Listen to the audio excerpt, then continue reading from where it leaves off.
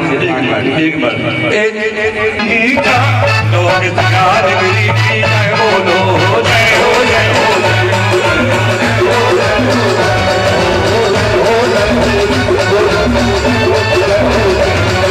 प्यार गरी है हम सबका है हम सबका तुम सबका सब प्यार गरी की सब प्यार गरी की जय बोलो याद प्रभु की जय बोलो काश प्रभु की जय बोलो चंदा प्रभु की जय बोलो कांतिनाथ की जय बोलो जय हो जय हो जय हो जय हो जय हो जय हो जय हो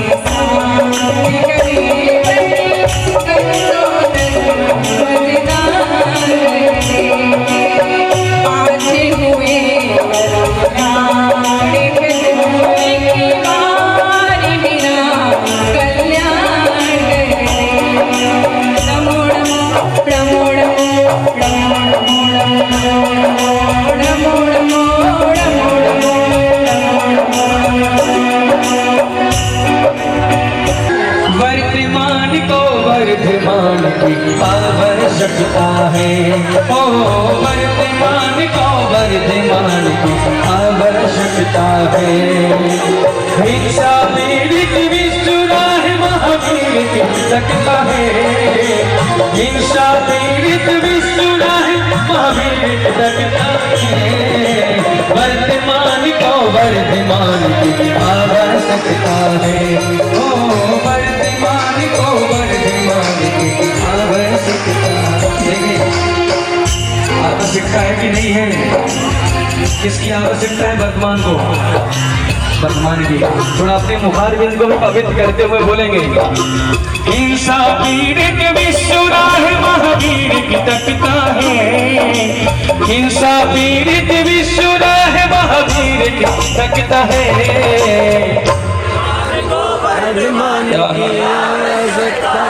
ओ महावीर महावीर महावीर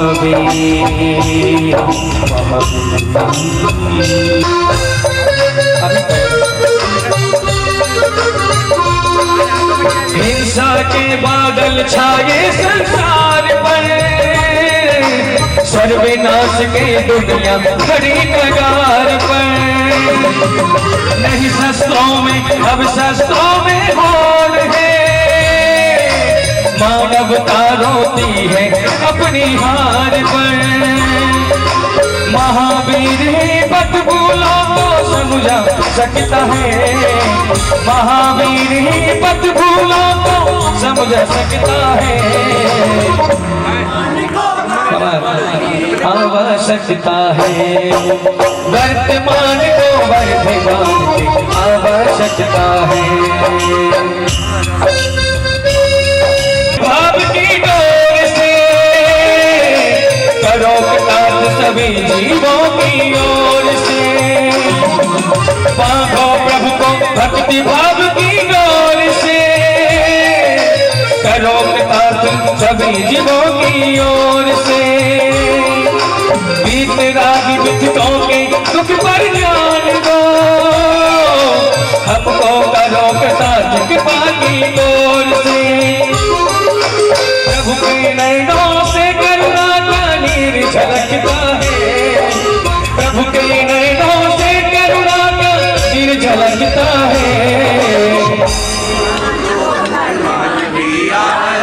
कि 10-20 लोगों को ही जरूरत है और सब बैठे तो उनको जरूरत नहीं है। बस सब लोग मिलकर बोलेंगे वर्तमान को क्या बात। ओ महावीर महावीर महावीर महावीर माया ना पाए तुझे शांत पाए, भक्त मंजर सा रोज हरे बार चाहे, भक्त मंजर सा रोज हरे बार चाहे। देखो तुझे बसे बाबा ने पार चाहे। पड़ा कि भैया जी अकेले आ रहे थे रात को हमारी गाड़ी छोड़कर, तो हम गाड़ी छोड़कर उनके साथ आ गए ट्रक में बैठकर। बड़ा संयोग हुआ है, कपड़े भी नहीं लाए थे तो उस दिन हमें लाल कपड़े यहीं के बुला के पहन लिए, भैया कोई दे दो धोती पट्टे। कपड़े पुजारी भैया उस दिन शाम को लेके आए घर से। तो बड़ा यहाँ की अनुभूतियाँ हुई, एक बार हाथ जोड़ लीजिएगा। चलते हैं उस मंत्र के साथ जो घर में सुनने को मिला था और अंत समय तक जब प्राण निकलते हैं तो सुनाई देता है। रीढ़ कटी सीधी आंखें बंद, महामंत्र हमारे बात हो रहे हैं। नमो अरिहंता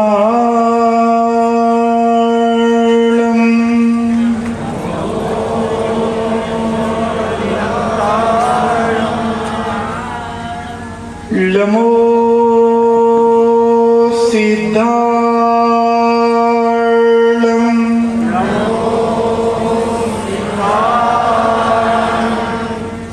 नमो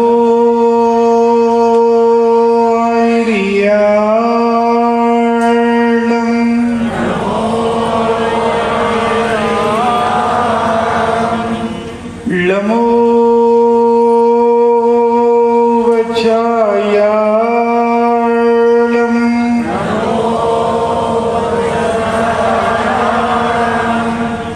नमो लोई सविसाहूणं,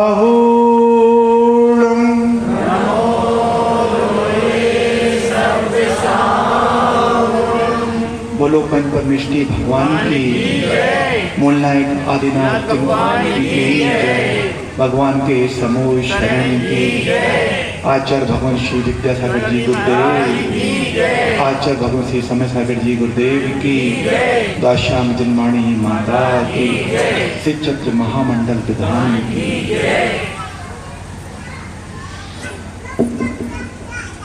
घुटनों के बल चलते चलते पैर खड़े हो जाते हैं और छोटे छोटे नियम एक दिन में बहुत बड़े हो जाते हैं।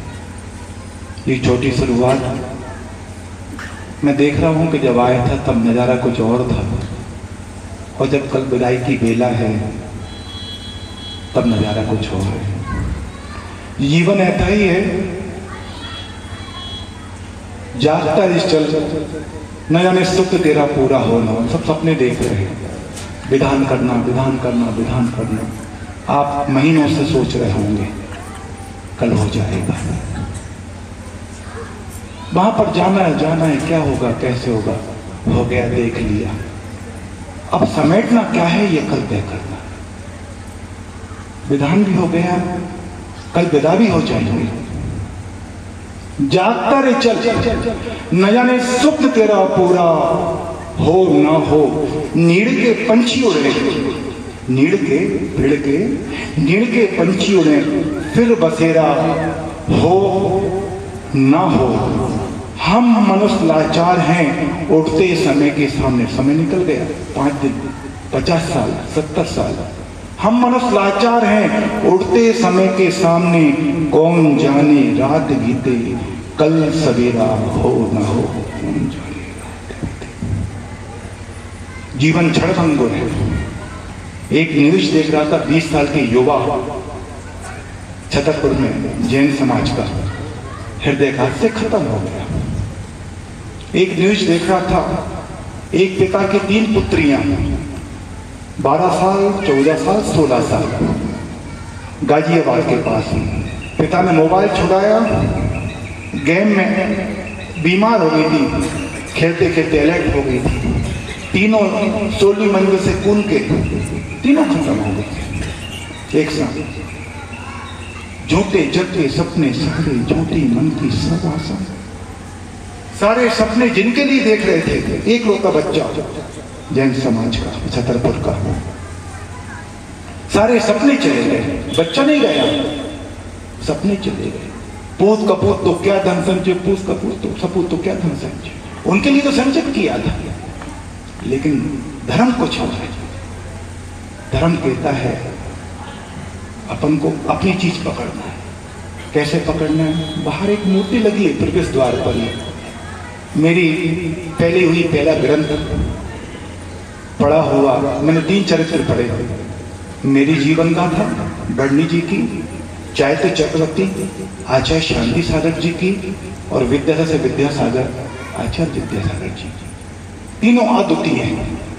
तो बड़नी जी कहते हैं कबाड़ खाना पड़ा हुआ है संसार में। ये कबाड़ी की दुकान है। तुम कहीं जाते हो, दिल्ली जाते हो, माल खरीदते हो चांदनी चौक से, जगह जगह मुंबई जाते हो, कानपुर जाते हो, माल खरीदते हो। शाम का समय हो रहा है, अंधेरा हो रहा है, ट्रेन पकड़ना है, तो भागते हो जो माल लेते हो। सागर जाते हो, माल लेते हो। तो बड़नी जी कह रहे हैं कबाड़ खाना है, कुछ काम का सामान हो तो देख लो और जल्दी निकलो। ये कबाड़ खाना, तो यहां लेना क्या है? कुछ काम का दिख रहा है? हाँ, काम का जो हम सुबह पूजा कर रहे हैं, उसमें जो भाव आ रहे हैं, वो भाव तुम्हारे कल के बाद नहीं बनेंगे। जो विशुद्धि आ रही है, 1 टाइम भोजन, 2 टाइम भोजन, 2 टाइम पानी, 3 टाइम पानी, रात को पानी नहीं या रात को भोजन नहीं, ये ऐसे परमाणु पुण्य के इकट्ठे हो गए हैं। ये परमाणु कल के बाद ये गायब हो जाएंगे। एक पुण्यात्मा आया, ब्रह्मचारी संजीव थी गया। एक पुण्यात्मा के आने से इतनों का पुण्य निमित्त मिलकर जागृत हो गया। एक पुण्यात्मा, एक सामान्य ब्रह्मचारी। सामान्य क्यों? ऐसे महान गुरु के शिष्य की परंपरा के इतने ब्रह्मचारियों में एक ब्रह्मचारी अगर ऐसा है, तो तीर्थंकर के समान आचार्य भगवान विद्यासागर जी कैसे होंगे? कैसे होंगे कि उनका नाम लेते ही रोम रोम पुलकित हो जाता है। ऐसे ही आचार्य भगवान समय सागर जी, जिनके पास अभी मुक्तागर गए थे भैया जी के साथ, जब ने सिर पर चढ़ाया, इनने भैया ने, इनके भाव भारूपने के थे, दीक्षा के भाव इनके अरुण भैया के। मैंने अनुभव का निवेदन किया, उन को संकेत दिए कुछ 1 साल के प्रयोगात्मक। मुझे लगा देखो इनके भाव इतने, तो अपने भाव गृहस्थ के नाते इतने। कर्तव्य करबंदेवादी का रस्त गीता का सूत्र है। पंडित पंडला जी हमको पढ़ाते थे जब गुरुकुल में, बहुत बड़े साहित्यकार हुए हैं सागर के, तो उन्हें सूत्र बोलते थे, बन जाएंगे सैकड़ों मंदिर मस्जिद, बन जाएंगे सैकड़ों, भगवान बनाना तो सीखो, चांदी सोने के सिक्के बनाने से पहले ईमान बनाना तो सीखो। ये बांध पुल और जिस सड़कें बनाने से पहले इन सड़कों पर चलने वाले इंसान बनाना तो सीखो, इन सड़कों पर चलने वाले। तो भैया हमको अच्छा इंसान बना रहे हैं, इंसानियत हम सबके जीवन में आए, इसी भावना के साथ इतने प्रेम से आपने सुना। अमृत हूँ, आप सबको जय जय करते हुए वाणी को विराम दूंगा। सभी को मेरा जय जय। इंजीनियर बनना हो तो इंजीनियरिंग कॉलेज में प्रवेश करना पड़ता है, डॉक्टर बनना हो तो मेडिकल कॉलेज में प्रवेश करना पड़ता है, शिक्षक बनना हो तो बीएड और डीएड कॉलेज में प्रवेश करना पड़ता है, और भगवान बनना हो तो मुनि संघ में प्रवेश करना पड़ता है। चलते हैं अपन और वह चल पड़ा युवा 18 साल का छोकरा, और उसने न भाषा का ज्ञान है, न आंटी में कोई पैसे हैं, ना कोई सगा संबंधी है, और जयपुर में आकर के आचार्य देशभूषण जी महाराज के चरणों में जवानी में आजीवन ब्रह्मचर्य व्रत स्वीकार कर लिया। और इतना ही नहीं, गुरु ने कहा ज्ञान की पिपासु हो, अगर तुम्हें ज्ञान की ललक है तो अजमेर में विराजित हैं ज्ञान सागर, उनके चरणों में चले जाओ। पहुंच गए। क्या करना चाहते हो? ज्ञान अर्जन। क्या करोगे? ख्याति, पूजा, लाभ, प्रसिद्धि, धन उपार्जन, इन सब का कोई प्रयोजन नहीं है, मुझे भगवान बनना है। नाम क्या है तुम्हारा? विद्याधर। अरे विद्या लेकर के उड़ कर के चले जाओगे। 19 साल की युवा के उस भाई ने इस बात को सुनकर के आजीवन सवारी का त्याग कर दिया। जीवन भर पाँव पाँव चलेंगे। और दीक्षा की बेला जब आई तो कमेटी के लोगों ने कहा, क्योंकि उस समय युवा कोई मुनि दीक्षा नहीं लेते थे, सब ने आकर के अजमेर में कहा कि दो मत दीक्षा, विद्याधर भी छोटे हैं, गड़बड़ ना हो जाए कुछ। लेकिन गुरु ने कहा तुम चिंता मत करो, हमने इन 3 सालों में विद्याधर को अच्छी तरह से देख लिया है। वो मुनि बनकर के पूरी दुनिया में जिन शासन का डंका फैलाएंगे, दिगंबरत्व को ऊंचा पहुंचाएंगे। और वाकई हमारे आचार्य भगवान ने दीक्षा लेकर के जबरदस्त बिगुल बजाया। इस पूरी दुनिया में पहले साधु संतों के दर्शन नहीं होते थे, अब हर गांव में, हर शहर में साधु संतों के दर्शन मिलने लगे। आचार्य पुष्पदंत सागर महाराज के शिष्यगण तरुण सागर जी समाधिस्थ हो गए, प्रसन्न सागर जी, पुलक सागर जी, और ये लोग बड़ी जिनशासन की प्रभावना करते हैं। जैनेतर कई हजार लोग इनकी सभाओं में बैठे हैं, बैठते रहते हैं। इनके गुरु पुष्पदंत सागर जी महाराज थे, और पुष्पदंत सागर महाराज को जन्म देने वाले थे, एलक दीक्षा प्रदान की थी आचार्य विद्यासागर जी महाराज ने। उन शिष्यों के द्वारा जितनी भी धर्म की प्रभावना हो रही है, उसका श्रेय आचार्य विद्यासागर जी महाराज को जाता है। सुनील सागर जी महाराज अपने ही निकटवर्ती गांवों के हैं, और उन्होंने हमारे आचार्य महाराज से बीना बारा में आजीवन ब्रह्मचर्य व्रत लिया, 7 प्रतिमा के व्रत लिया। आचार्य महाराज की प्रेरणा से मोरा जी में 7 साल ज्ञान अर्जन किया। उन्हें दीक्षा की ललक जल्दी थी, दीक्षा लेकर के आज आचार्य पद पर आसीन हैं, और अहमदाबाद और अभी गिरनार में विराजमान हैं। 100 से ज्यादा शिष्यगण उनके साथ में हैं। उनके द्वारा भी जो धर्म की प्रभावना हो रही है उसका श्रेय जाता है आचार्य विद्यासागर जी महाराज को। आचार्य विराट सागर जी महाराज, उनके शिष्यगण, बहुत सारा संग बन गया। आज 5-7 माता जी दर्शन करने के लिए आई थी। 9 माता जी पास में विराजमान हैं। उनके गुरु विराट सागर जी महाराज जब वह कटनी बोर्डिंग में पढ़ाई करते थे, उस समय आचार्य श्री नवोदित आचार्य थे, वो कटनी आए थे। वो 1.5 किलोमीटर तक विराट सागर जी अरविंद जिनका नाम था, वो झंडा लेकर के उनकी अगवानी करने के लिए गए थे। और उन्होंने अपनी डायरी में लिखा, उन आचार्य विद्यासागर को देख करके मैंने निर्णय लिया था मैं भी एक दिन ऐसी मुनि मुद्रा को प्राप्त करूंगा। उनके शिष्यों के द्वारा भी जो धर्म की प्रभावना हो रही है उसका श्रेय भी आचार्य विद्यासागर जी महाराज को जाता है। और आचार्य वर्धमान सागर जी महाराज, जिनके संग में बुंदेलखंड के अनेक वृद्ध लोग दीक्षित हो गए, अभी उनके ही शिष्य मुनि विद्यासागर जी महाराज का आचार्य पदारोहण दिवस 19 फरवरी को होना है। उनके भी 100 से ज्यादा शिष्य हैं। पहले वो हमारे संघ में 17 वर्ष तक 7 प्रतिमा के व्रत लेकर के आचार्य महाराज के संग में रहे। दक्षिण के थे, उन्हें दीक्षा की उतावली थी। दीक्षा लेकर के उनके संग के द्वारा भी जो प्रभावना हो रही है उसका श्रेय भी आचार्य विद्यासागर जी महाराज को जाता है। एक चंद्रप्रभ सागर जी महाराज हैं आचार्य, उनके संग में भी 50 से ज्यादा शिष्यगण हैं। चंदा बाबा कहलाते हैं दक्षिण के, और वो भी जिनेंद्र भैया उनका नाम था। पूरे हमारे आरिका संघ को दक्षिण भारत की यात्रा पूरी उन्होंने कराई।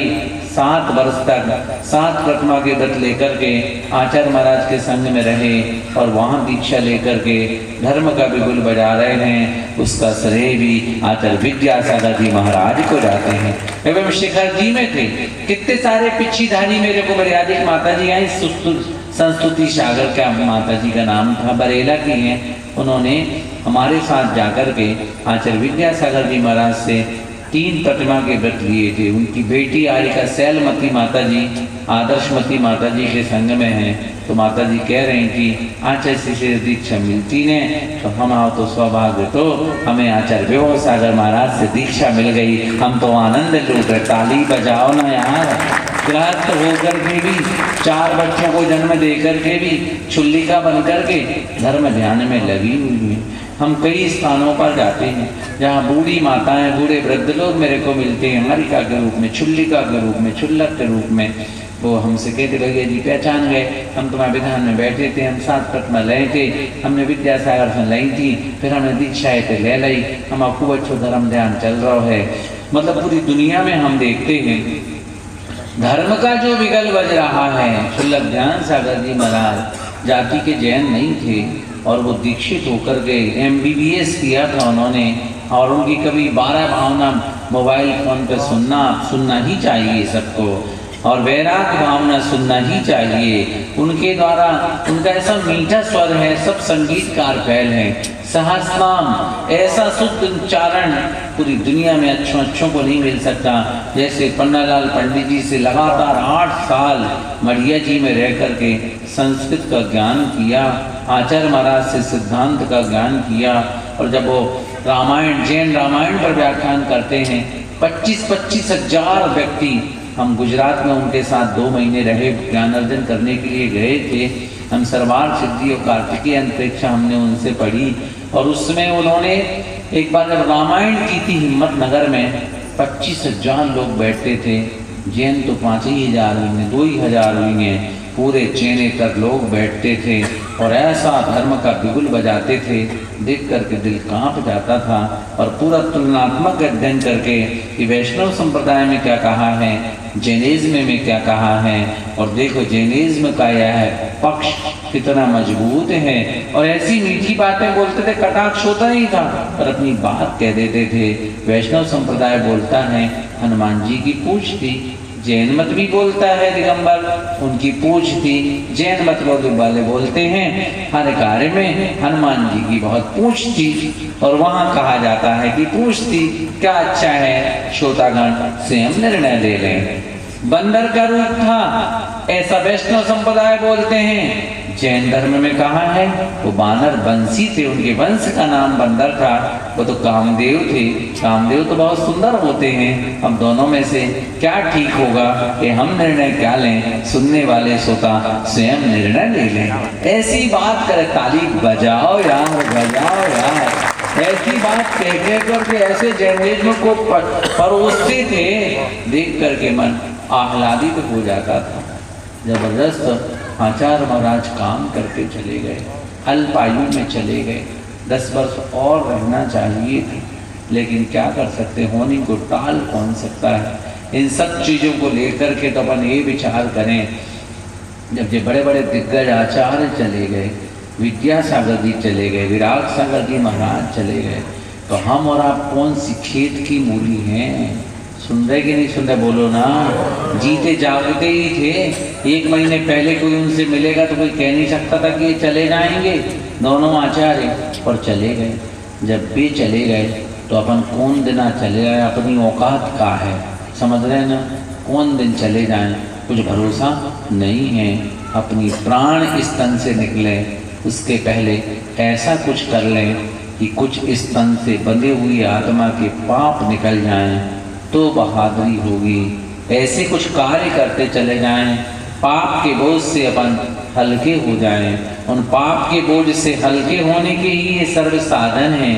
चाहे जिनबिंब दर्शन हो, चाहे तत्व का विचार हो, चाहे आगम का पठन पाठन हो, चाहे दान की प्रक्रिया हो, चाहे आहार दान हो, चाहे दया धर्म का पालन हो, चाहे साधर्मी के प्रति वात्सल्य की भावना हो, चाहे जिनेंद्र भगवान के मत में संदेह की भावना से रहे हमारा मन हो, और लौकिक और धार्मिक कार्य करके पंचेंद्रियों के विषयों की आकांक्षा ना हो, चमत्कार से प्रभावित ना हो, हम अमूढ़ दृष्टि अंग के पालन करने वाले बने।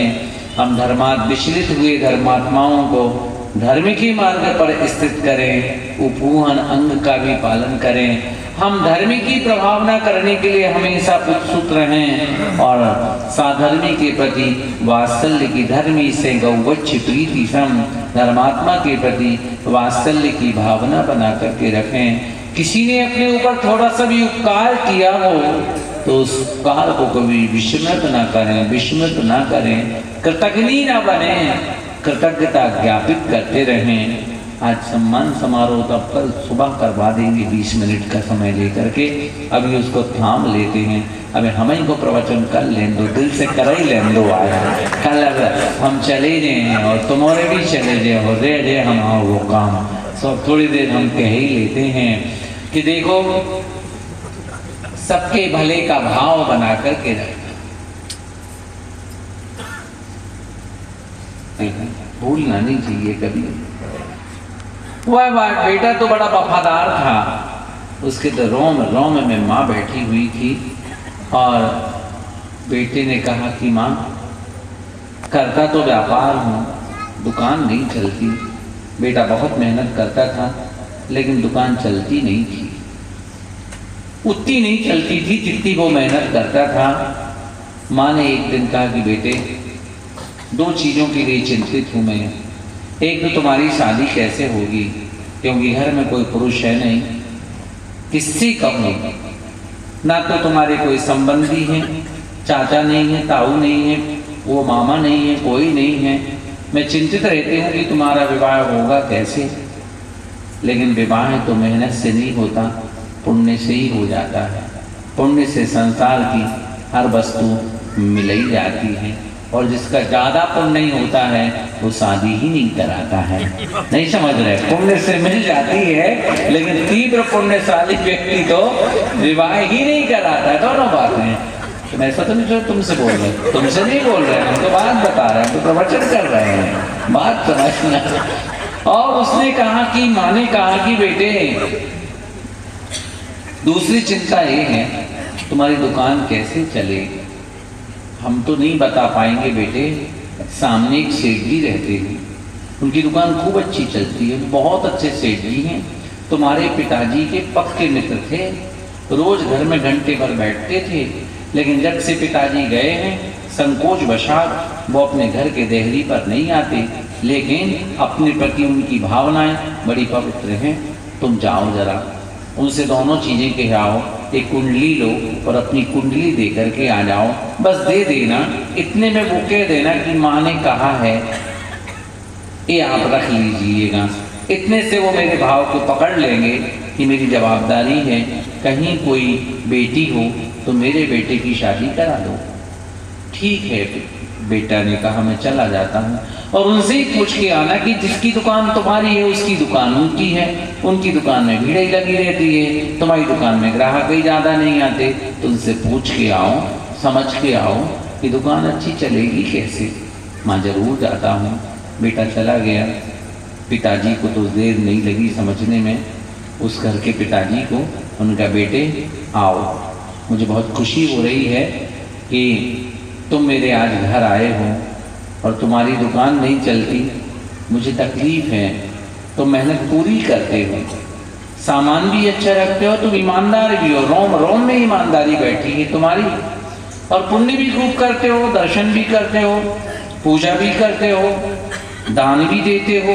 पर मैं भी सोच सोच कर के हैरान हूँ। लेकिन बेटे धैर्य रखना, कभी नर्वस नहीं हो जाना, दुकान ना भी चले तो धर्म नहीं छोड़ना। हाँ हाँ सेठ जी, मेरी माँ भी यही सिखाती है। देखो गेहूं तो 3-4 महीने में आ जाती फसल, लेकिन आम का वृक्ष लगाओगे समय तो लगेगा ही लगेगा। कई बार क्या होता है, व्यक्ति थोड़ा सा पुण्य करता है और सोचता है मुझे तुरंत फल मिल जाए। नहीं, धैर्य रखो, धैर्य रखो। धैर्य का फल, बोलो धैर्य का फल मीठा होता है। तो बेटे तुम धर्म नहीं छोड़ना। हाँ सेठ जी, मेरी माँ भी हमेशा यही शिक्षा देती है कि धैर्य रखो, ईमानदारी नहीं छोड़ना और सब कुछ करना। सबका समय एक जैसा नहीं होता, समय बदलेगा बदलेगा। जिसकी सत्ता में पुण्य है उसका कभी घाटा 3 काल में हो ही नहीं सकता। और बेटे तुम्हारी दुकान नहीं चलती है, चलेगी, तुम लगे रहो। और हम ये बात तो बता नहीं सकते, तुम्हारी माँ ने भी मेरे को संदेशा दे करके पूछवा रही है, तुम्हें क्या बताऊं। मेहनत में तुम्हारी कोई कमी है नहीं, माल वही तुम्हारा है वही हमारा है, रेट भी वही तुम्हारे हैं वही हमारे हैं। और सच बताऊं, तुम्हारी दुकान पर जब ग्राहक आता ना तो मेरे को इतनी खुशी होती, मेरी दुकान पे ग्राहक आने पर मेरे को जितनी खुशी होती उससे ज़्यादा खुशी उस समय होती है जब कोई ग्राहक तुम्हारी दुकान में खड़ा हो जाता है।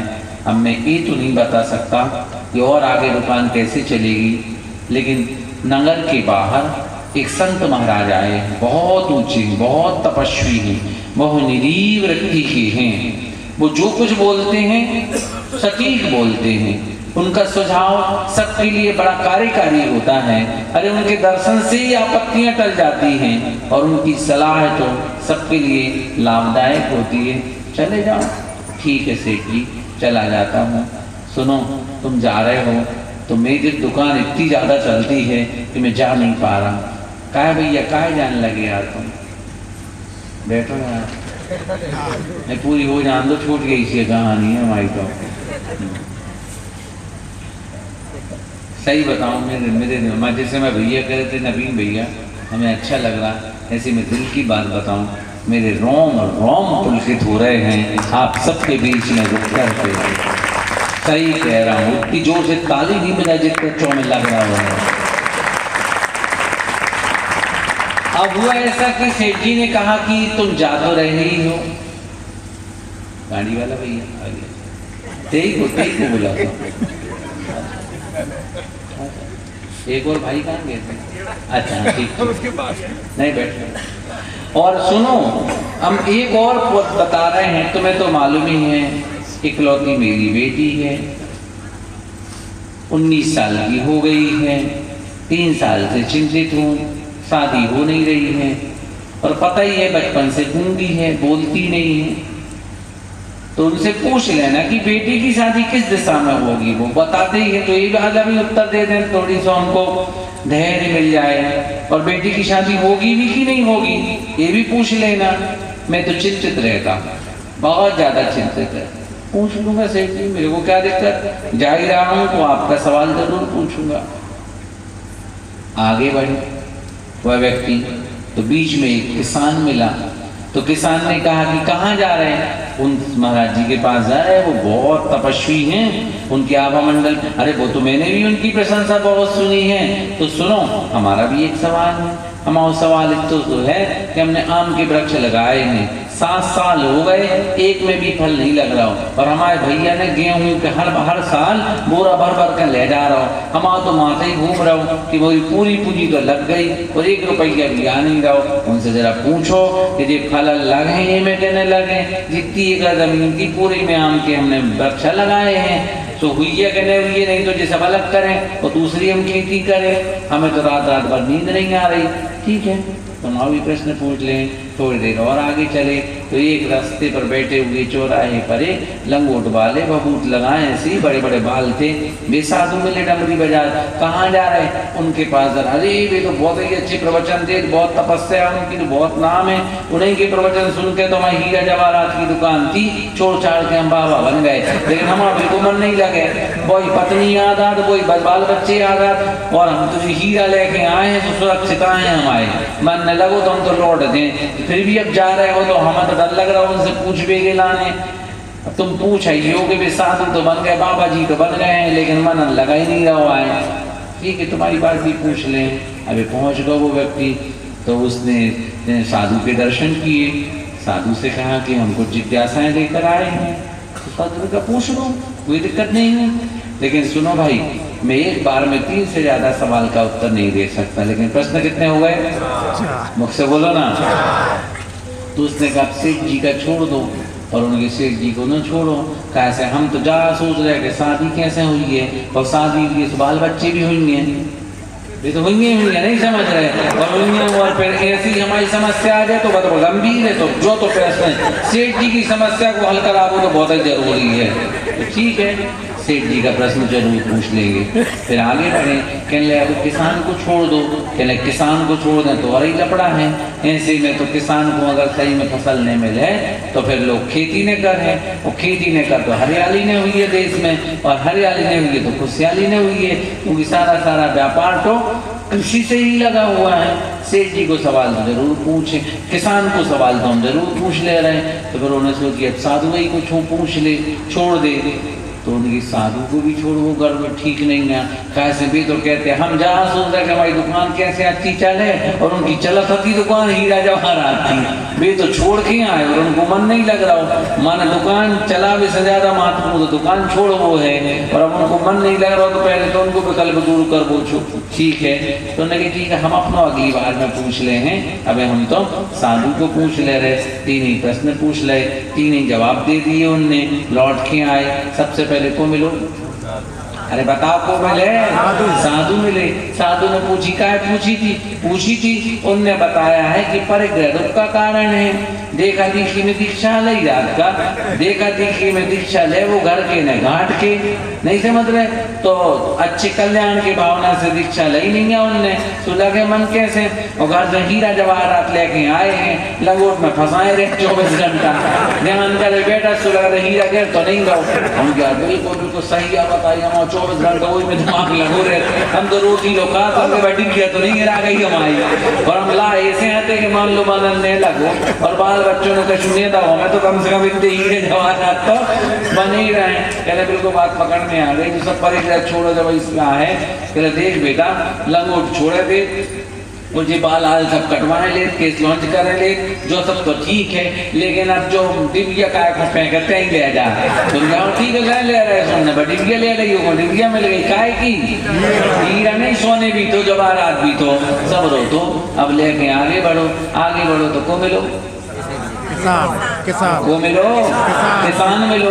किसान भैया ने पूछी गई, उन्होंने बताई है, उन्होंने जा कही है कि वे सबरी सुरक्षा तो कर रहे हैं, लेकिन जा तो पता कर लें कि जिस जमीन पर उन्होंने फसल उगाई है उसके नीचे जड़ों को फैलने के लिए प्रॉपर स्थान मिल रहा कि नहीं मिल रहा। उनकी यार सही बात है, पानी भी सींच रहे, बावड़ी भी लगाए, हम चौकन्नी भी पूरी करें, लेकिन जो तो कहूँ हमने देखो ही नहीं है कि जड़ें फैल गए, कोई स्थान है कि नहीं है। सुन की तरह भाई थोड़ी देख लेता, एक वृक्षी तो खुदाई करके देखें, पुण्य को योग देखो। उन्हें एक ही जगह की 3-4 फीट खुदाई करी, सो मतलब 2 सोने के घड़े निकले। अरे यार तो घड़े निकले, देख भैया कोई से कहीं देने 1 13 और 1 फिर ठीक है मैं कोई दिक्कत नहीं है, पहले हमने भी आए आम के वृक्ष में फल में काल देते रहा काम तो होगा। अब वो एक घड़ा सोने को घड़ा लेके आओ, अब कहाँ होती थी सेठ जी का, सेठ जी ने कहा भैया का कही, उनने जाके सेठ जी बिल्कुल चिंता न करें, बेटी बहुत अच्छे घर में जे, शादी तो हुई है बहुत अच्छे घर में जे। अब वो जान कर अरे यार हमें कुछ सही उत्तर नहीं मिलो, ऐसे तो सभी कोई कहते हैं कि कितनी सुंदर तुम्हारी बेटी है, कितनी पढ़ी लिखी है, बोलत नहीं है सो का है, काम काज सब करता ही है, दुकान पूरी चला ही देते हैं और बिना ही सुने भी काम मतलब लिख लिख कर ले सब, बिल्कुल न घबराए बेटो। लेकिन सेठ जी ने बिल्कुल सही उत्तर नहीं दिया, उन्होंने कछु तो बताते दिशा ऐसा करने दिशा ऐसा, तो उन्होंने कछु नहीं बताई। अब वो जान लो और कछु बताई, हाँ उन्होंने जात जाती जरूर कह दी कि सेठ जी से कह रही हो कि बिल्कुल 12 ढूंढवे तक न जाए, जौन देना हो की बिटिया उन अपने होने वाले पति का मुख देखेगी उस दिन बोल पड़ेगी, जौन दिन बोल पड़ेगी जिसको देख करके समझो कोई को पति आए। अरे भैया कब हीरा है, कब रोजा घाट है, कब होगा, इतने साल हो गए, इतनी बात हो ही रही थी कि ऊपर से बिटिया पूछा था पिताजी कौन से नए मेहमान आए हैं, बजा ताली बजा ताली बजा। देख बिटिया जल्दी नहीं किया, जल्दी नहीं किया, देख बेटा तो बिल्कुल मना नहीं करना, मना नहीं करना, तेई ने बताई गए और सही बताई थी तो जोन को मुँह देख करके वो बोलने लगे वही के संग ब्याह हुई है तो हमारी बेटी को जल्दी से ले बरमाला और डाल दे बिटिया और रूपवान था ही वो युवा, सो उन्हें बरमाला डाल दे, उन्हें ब्याह होगा। और सेठ जी ने के देख बेटा हम तो हमारी इकलौती बिटिया थी, हमारा तो बैंक का में तो पैसा है को ब्याज न खा पाए, तुम्हारी दुकान तो तुम्हारी चाबी ले ले, हमारी दुकान नहीं तुम्हारी दुकान के लगाओ, सेठ जी कोनो दिक्कत नहीं है। अब बोल पत्नी को लेके वो चाबी देके वो सोनो हीरा जवाहरात जो मिलो तो वो तो ठीक है, और उसने अपनी बिटिया को भी पूरा हीरा जवाहरात, सेठ जी के पास कमियां आती है चूका पेटी में पैसा और कपड़ा और का जो कछु दो जातो मैं तो पता नहीं है जई गोरन जाने जो कछु दो जातो लो जातो सब रो ले ले वो के घोड़ा पे बिठा के हाथी पे बिठा दो, थोड़ी दूर तो सामने घर है तो उन्हें दरवाजा कट का मम्मी खोलो माता खोलो कहने जा तो बताओ कछु गरीबी दूर हो गए को नुकसान मिलो कि नहीं मिलो। और कछु सेठ जी महाराज जी ने बताई कि नहीं बताई कि तुम्हारी कौन सी दिशा में शादी हुई है, कहने अरे दरवाजा तो खोलो मोड़ा को ब्याह तो हो ही गया समझ रहेगा, और अपनी गरीबी तो दूर हो ही गई। कहानी कहीं जो पढ़ी थी हमने सच्ची है कि नहीं हमें तो जान नहीं पता, लेकिन ये जो शिक्षा मिल रही जब पूरी पक्की सही है, कर भला सो हो भला और कर बुरा सो हो बुरा, जो दूसरे के भले का भाव रखता है उसका भला तो निस्संदेह होता ही होता है। उसने जिंदगी भर पूरी समय सबके भले ही की सोची ना भैया तो उसका अपना भला हो ही गया। इसलिए परोपकार की भावना जिसके अंदर होती है उसका कल्याण नियम से होता है। परोपकार नदियां बहती हैं जिसके लिए परोपकार के लिए, वृक्ष फल और छाया देते हैं इसके लिए परोपकार के लिए, और गाय भी दूध देती है इसके लिए परोपकार के लिए। ऐसी सज्जनों की संपत्ति जो होती है वो किसके लिए, परोपकार के लिए। व्यक्ति के पास श्रम शक्ति जो होती है वो काहे के लिए, परोपकार के लिए। कृतज्ञ नहीं बनना, कृतज्ञता ज्ञापित करते रहना। किसी ने अपना भला किया है तो उसको धन्यवाद ज्ञापित करते रहना। हमारे प्रेम भाई ने अपने मन में भाव बनाया और अपने पूरे 14 रिश्तेदारों को जोड़ करके सिद्ध चक्र महामंडल विधान करा लिया। और 14 बस नहीं, 14 तो कहने के 14 हैं। हमारे भोपाल वाले हों, चाहे बंडा वाले हों, चाहे सागर वाले हों, चाहे गुहारा वाले हों, चाहे साहगढ़ वाले हों, और चाहे पूरी बरायटा समाज, पूरी मड़ावरा के लोग कैसे लपक कर के सब लोग आते चले गए, सागर के लोग आते चले गए। ये सब क्या है, एक व्यक्ति ने अपना बीड़ा आगे उठाया और पूरी समाज को धर्म ध्यान करने का सुनहरा अति सुनहरा अवसर मिल गया। और हम बताएं इस विधान में एक अच्छी बात और देखी, कम से कम 100 लोग मेरे को ऐसे मिल गए। अतिशय सिद्ध गिरगिरी की इस पावन भूमि पर सिद्ध चक्र महामंडल विधान के रूप में जो धर्म की प्रभावना की है, आप सभी 14 पुण्यार्चक एवं सभी के रिश्तेदारों ने धर्म की अद्वितीय प्रभावना की है। अतिशय क्षेत्र गिरागिरी समिति एवं क्षेत्रीय समाज आपकी बहुत बहुत आभारी है। आप सभी के अतिशय क्षेत्र गिरागिरी के प्रति ऐसे ही भाव हमेशा बने रहें और आप सभी का समर्पण आदिनाथ भगवान के श्री चरणों में ऐसा ही बना रहे। भगवान की कृपा आप सभी के ऊपर ऐसी बनी रहे। हम सभी पूज्य बड़े बाबा के श्री चरणों में ऐसी कामना करते हैं कि आप सभी प्रतिवर्ष ऐसे महाआयोजनों में सम्मिलित होकर के धर्म की प्रभावना करते रहें। हम सभी पुण्यार्जक परिवार अगर हम लोगों से किसी भी प्रकार की गलती हो गई हो, किरार कमेटी से हाथ जोड़ के माफी मांगते हैं। अगर कुछ किसी भी प्रकार की गलती हुई हो तो उसे हम लोगों को क्षमा करें।